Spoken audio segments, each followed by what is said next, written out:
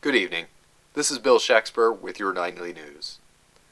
Tonight, 8 are dead in what police are calling the deadliest board meeting in history.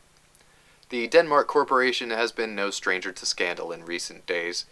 CEO and founder William Hamlet Sr. was found dead unexpectedly last month, of undetermined causes. Roger Claudius had been widely suspected of having an affair with Gertrude Hamlet, head of the board and wife of Hamlet Sr.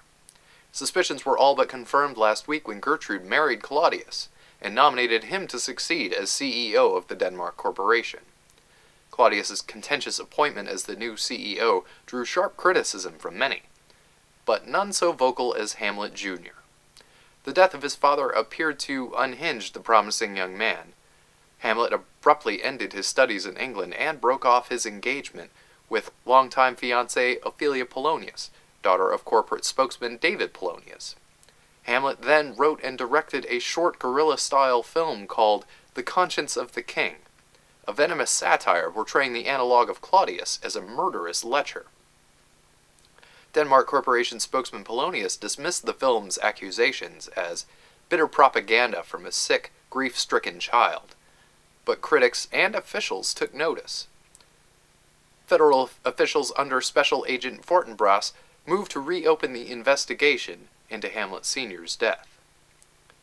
Yesterday, an argument in a private meeting between Hamlet and Gertrude got so violent that Polonius charged the room to subdue Hamlet.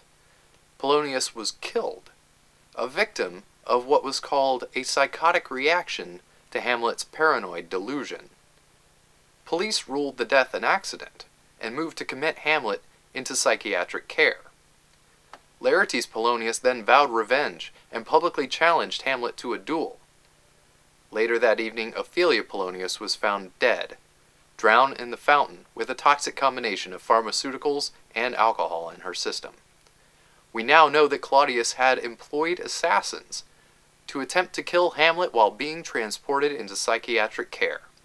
His attempt backfired in a case of mistaken identity, when junior executives Rosencrantz and Guildenstern were killed in the car that was supposed to have been driving Hamlet. Hamlet was released from psychiatric care with the help of legal wrangling by Robert Horatio, and the two men returned together to Denmark Corporation headquarters to confront Claudius. What followed was described by a deeply shaken Horatio as casual slaughter. When Hamlet arrived, a savage fight immediately broke out between Hamlet and Laertes. Claudius took advantage of the chaos and quickly moved to poison Hamlet. Claudius's scheme backfired again, and the poison cup intended for Hamlet claimed the life of Gertrude instead, and then Laertes. An already mortally wounded Hamlet then attacked Claudius, and both men died in the struggle.